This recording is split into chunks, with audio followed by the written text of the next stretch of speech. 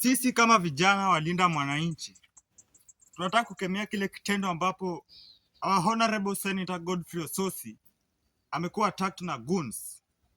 We want to state categorically that he is our leader na ni kiongozi wa linda mwananchi, na sisi kama vijana tuko nyuma yake. Tunasema kwamba wale vijana magoons ambao wanakubali kulipwa kubetray their country to fight a great senator like Godfrey Osotsi, naomba kwamba your days are numbered. Amjua kwamba sisi kama linda mwananchi tuko tayari kubadilisha hii country. Tunaambia vijana kuomba kuweni kadi, mchukue kadi. Vijana wa Vihiga, tunajua senator ni kiongozi wenu mzuri, chukua kadi na Wakenya wote to make sure that things like this will not happen again in our country. Kiongozi wetu mkubwa haezi pigwa hivyo na magoons.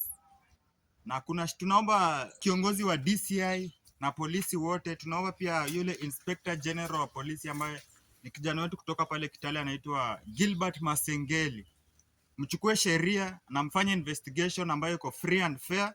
Wale vijana wameonekana kwa CCTV na tunajua ni watu ambao wanajulikana, lakini mata kwa sasa sababu bado investigation inaendelea, tunawapatia time yenu, lakini mjua kwamba sisi kama vijana tunataka kuona kwamba sheria inafuatwa na hatua inachukuliwa, wale watu wapelekwe kotini na sheria ichukuliwe. Maana yake tunajua kwamba kama sisi vijana pia tuko na nguvu, hatutaki kuchukua sheria mikononi, lakini kama itapita wakati muda mrefu na tuoni kitu ikifanyika, hapo tutajua kwamba nyinyi mnafanya kazi na wale magoons. Lakini kwa sasa tunaomba pole zetu na tunamuombea seneta wetu kwamba apate nafuu.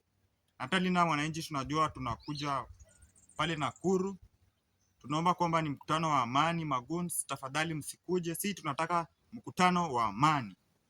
Asante.